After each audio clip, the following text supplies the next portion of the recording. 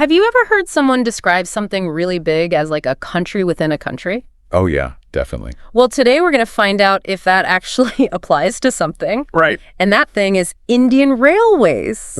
Okay. So to set this up right, we are going to do a deep dive into Indian Railways. Sounds good. To figure out if this is just like a fun saying or if it actually has like real meaning. Right. Let's do it. And we're going to cover a lot of different aspects of it. Okay. We'll look at the scale, the workforce, the economy, the infrastructure, and even like its cultural impact. Gotcha. And we're going to see how it all like stacks up against actual countries. Yeah, looking forward to it. Yeah, so let's jump right in with the first thing that comes to mind when you think about Indian Railways. Okay. And that's just the absolute scale of this thing. Right. We're talking about a railway network that's over 68,000 kilometers long. Whoa. To put that into perspective, Please. that's the second largest railway network under single management in the whole world. That's wild. I mean, that's just mind-boggling to even imagine. Yeah, I mean, 68,000 kilometers. Think about that. Yeah. That's almost like going around the entire Earth 1 3/4 times along the equator. Whoa. Just with railway track. That's nuts. It's not just some lines on a map either. Right. We're talking about millions of people and tons of goods constantly moving on this network. Exactly. Like it's a living thing almost. Yeah, exactly. Speaking of moving people, over 23 million passengers travel on Indian Railways. Wow. Every single day. Every single day. Like 23 million. That's hard to grasp. I know, to give you an idea of how many people that is. Okay. It's basically the entire population of Australia. The whole country. Yeah, hopping on a train. Wow. That's how many people we're talking about. So on a global scale, where would that put Indian Railways? Well, if you took all those daily passengers and made them their own country, they would be the 5th most populated nation on Earth. Seriously? Seriously. That's insane. Yeah, so it's not just people, though. Right. There's also a massive amount of freight being moved on Indian Railways every year. How much are we talking? Over 1.4 billion tons of cargo. Billion. Billion with a B. Wow. That's a lot of stuff. Yeah, and it's not just like random stuff. It's like the backbone of a lot of India's businesses and industries. So we're talking like raw materials, finished products, food. Yeah, all that stuff. To keep the country running. Yep. And they're moving it across this crazy network of over 7,000 stations. No, 7,000. Yeah, from tiny little villages. Oh, wow. To these huge, bustling cities. So how do they even manage all of that? I know. It must be incredibly complicated. Yeah, just imagine the planning that goes into keeping all those trains running on time. Yeah, and making sure all that freight gets where it needs to go. Especially with all the different types of terrain and weather they have to deal with. Yeah, across such a huge country. I know, it's crazy.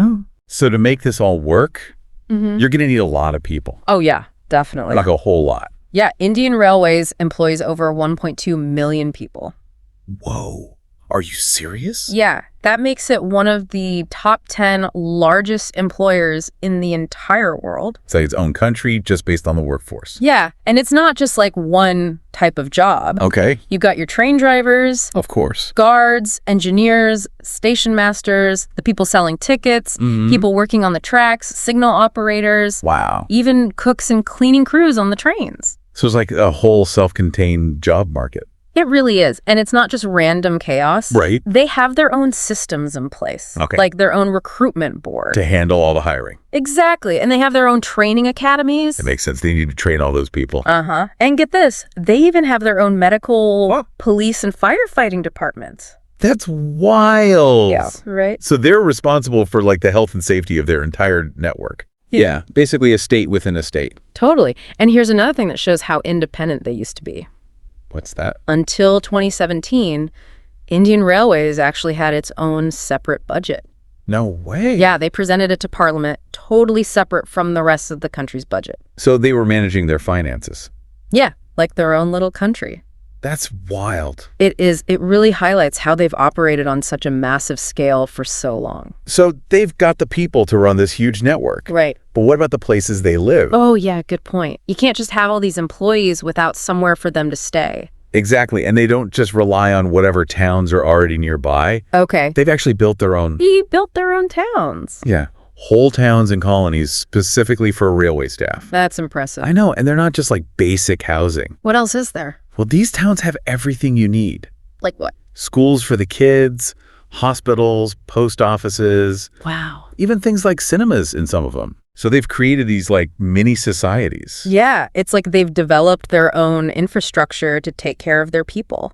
That's really interesting. And it makes sense given how many employees they have. Absolutely. And speaking of infrastructure, yeah, they don't just build towns. Oh. They actually manufacture a lot of their own equipment, too. Seriously? Yeah. They have factories like the Integral Coach Factory in Chennai. I've heard of that. Yeah, and Chittaranjan Locomotive Works. Oh, okay. And these places are actually producing the train coaches and locomotives. So they're not just buying them from someone else. Nope, they're making them themselves. That's a whole other level of self-sufficiency. Exactly. And it means they can design things exactly how they need them. Yeah, and they don't have to rely on other companies. Exactly. And it's not just about building and maintaining stuff. Okay. They also focus on education and research. Oh, interesting. Yeah, they have institutions like the Indian Railways Institute of Transport Management. What do they do there? They basically work on making the whole system better. So like training new employees and researching new technologies. Yeah, all that kind of stuff. It's like they're investing in their own future. Exactly. They're not just sitting still. That's really cool. So we've talked about the people, the towns, the factories. But where is all the money coming from? Yeah, how do they keep this whole thing running financially? Well, it turns out Indian Railways brings in a lot of cash. How much? We're talking about around 2.4 lakh crore annually. And how much is that in like regular money? Roughly 30 billion US dollars. 30 billion every year. That's a huge economic impact. It is, and it's not just from one source either. Okay. Like any good economy, they've got multiple streams of revenue. Makes sense. So what are they? Well, obviously there's the freight transport. Right, moving all that cargo. And then the passenger fares from all those millions of people traveling every day. Mm-hmm. But they've also got things like tourism trains. Tourism train. Yeah, like those luxury trains. Yeah. Oh, yeah, I've heard of those, the ones that are like fancy hotels on wheels. Exactly. That's pretty cool. Yeah, and they even make money from parcel services. So they're kind of like their own little version of a national economy. They really are. And it's not just the money coming in. Okay. They've also got all these different departments inside. Like what? Well, a regular government. They've got finance departments to manage the money, logistics to handle the movement of goods, human resources to deal with all those employees. They definitely need that with over 1 million people. Yeah. And then IT departments to manage their technology. That's a lot to keep track of. And planning divisions to figure out what they're going to do in the future. So they're thinking long term. Absolutely. It's really fascinating how much Indian Railways has going on beyond just the trains themselves. I know, right? It's like a whole world unto itself. Speaking of which, yeah. What about the experience of actually being on one of these trains? Oh, yeah, that's something else. What's it like? Well, if you take a long train journey in India, it's kind of like stepping into this little self-contained community. Oh, really? Yeah, you've got vendors walking up and down the aisles. What are they selling? Everything you could think of. Snacks, drinks, newspapers, little souvenirs. So it's like a moving marketplace. It is. And then there's the food. Okay. Especially on those long distance routes. Yeah. They have these onboard kitchens. Whoa. Yeah, and they're cooking meals for hundreds of passengers. That's pretty impressive. Yeah, plus you've got all the basic amenities you need. Like what? Bathrooms, AC in some of the classes. Nice. Sleeping berths if you're traveling overnight. Makes sense. And people cleaning to keep everything hygienic. This is like a little village on rails. Pretty much. And on some of the really long routes, they even have mobile medical services. No way. So you could literally get medical attention while you're on the train. Yeah, it's wild. That's crazy. And it's not just about the practical stuff. Okay. The people you meet on these trains. It's like a microcosm of Indian society. Oh, interesting. Yeah. You've got people from all walks of life. Yeah. All traveling together. It's like a little snapshot of the country. Exactly. And if you take a train like the Howrah Kanyakumari Express. What's special about that one? Well, it travels through 7 different states. 7? Yeah, and a bunch of different linguistic regions. So you're exposed to all sorts of cultures. Exactly. And that brings us to the idea of diversity in motion. Okay, I like that. Traveling by train in India isn't just about getting to your destination. Right. It's like a cultural experience. I can see that. How so? Well, as you're traveling across the country, yeah, you'll notice all these shifts in culture happening around you. Like what? Well, the language they use for the announcements at the stations will change. Okay. The types of food they're selling on the platforms will be different. Right, because it's local cuisine. Exactly. Yeah. And even the accents of the staff on the train might change as you cross state lines. You might even hear different types of regional music playing. So you're immersed in all these different aspects of Indian culture. Yeah, it's like this amazing tapestry that's constantly unfolding outside your window and even inside the train. So you're experiencing the diversity of India firsthand just by being on the train. Absolutely. And this whole idea of being self-contained, it extends to their technical expertise too. In what way? Well, Indian Railways isn't totally dependent on outside companies for running and developing their systems. Interesting. They have their own really skilled engineering teams. Oh, wow. Yeah, and these teams cover all sorts of areas. Like what? Well, you've got your civil engineers who design and maintain the tracks and bridges. That's crucial. And then you've got mechanical engineers working on the trains themselves. Keeping everything running smoothly. And then electrical engineers managing the power systems. And signal engineers making sure the trains move safely and efficiently. So they've got all the bases covered. Yeah, and they even have their own essential infrastructure that a lot of people don't realize. Like what? Well, they've got their own printing presses for making tickets and stuff. Interesting. And huge IT networks and cloud systems to manage all their data. It's like their own mini internet. Pretty much. And get this, they even have a dedicated satellite for rail safety and communication. Seriously? Yeah. So they have a lot of control over their own systems. That's really impressive. It shows how committed they are to being self-sufficient. It's like they're constantly pushing the boundaries of what they can do. And they're not afraid to develop their own technology.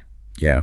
What are some examples of that? Well, they developed the Vande Bharat Express, which is a really modern high-speed train. I've heard of that. And then there's the Railtel Communication Network, which provides internet and stuff along the tracks. That's pretty cool. And they've even implemented their own train collision avoidance systems. Wow, that's really important for safety. It is, and it shows they're not just relying on other countries for technology. They're innovating themselves. Exactly. It's really inspiring. So we've talked a lot about the practical side of things. Right. But we can't forget about the emotional and cultural significance of Indian railways. Yeah, it's definitely more than just a mode of transportation. It's like woven into the fabric of Indian society. Absolutely. I mean, think about Bollywood movies. How many of them have scenes that take place on trains? Tons of them. Exactly. It's such a common setting. And it's not just movies. It's in literature, documentaries. Yeah, and personal stories too. People's memories of traveling with their families, seeing the country. It's all connected to Indian railways. And some of the railway lines themselves are historically significant. Like which ones? Well, the Darjeeling Himalayan Railway and the Nilgiri Mountain Railway. Okay. They've actually been designated as UNESCO World Heritage Sites. Wow. So they're recognized for their global importance. Yeah, for their history, engineering, and cultural value. That's amazing. And when you think about times of national need, you really see how important Indian Railways is. How so? Well, they play a critical role in moving essential supplies all over the country. Like what? Military supplies, election equipment, and even things like oxygen tanks during emergencies. So they help keep the country functioning. Absolutely. And during the COVID-19 lockdowns, they ran these special trains called Shramik Special Trains. I remember those. Yeah, and they helped transport millions of migrant workers back to their hometowns. Wow. So they were a lifeline for people during that really tough time. They were. It really showed how essential they are to the social fabric of India. It's pretty amazing. So when you step back and look at all the data, it's pretty overwhelming. Yeah, just the sheer size of it all. We're talking about over 68,000 kilometers of track, 23 million passengers every day, over 1 billion tons of freight annually, a workforce of 1.2 million people, thousands of stations, tens of thousands of trains running daily. And even those dedicated luxury trains for tourism. It's mind-boggling. It really is. It's hard to wrap your head around the scale of it all. And all these massive numbers, they really paint a picture of an organization that operates on the level of a whole country. In terms of its impact and its reach. Absolutely. And when you look at the specific parallels, it really strengthens the case for this country within a country idea. Right. So let's break it down. Okay. So you've got the Ministry of Railways, which is like the government of Indian Railways. Okay, makes sense. And then all the revenue they generate. From freight, tourism, and passengers. That's like their national economy. Right. And then their massive workforce is like the population of a country. Yeah, pretty big one at that. And all the tracks, stations, towns, and factories. That's their physical infrastructure. And their education and training systems are like their own version of national education. Right. And the diverse mix of passengers and employees represents the multicultural nature of a country. Yeah, just like you'd find in any nation. And then you have the Railway Protection Force. That's their security force. Exactly. So when you look at it point by point, it's pretty compelling. the comparison to a country makes a lot of sense. It does. It's not just a catchy phrase. It's actually a pretty accurate way to describe Indian railways. So after spending all this time learning about Indian railways, Yeah. I think it's safe to say that it's way more than just a transportation network. It's like a microcosm of India itself. Exactly. And the scale of it, the workforce, the infrastructure, the economic impact, and how deeply it's integrated into Indian culture. It all points to an organization that's really unique. And it makes you think. About what? Well, if something like Indian Railways can be considered a country within a country, what other seemingly simple things in our world might also be like that? That's a great question to ponder. It is something to think about. Thanks for opening my eyes to all of this. No problem. It was my pleasure. Indian Railways is truly something special. It really is. Thanks for having me.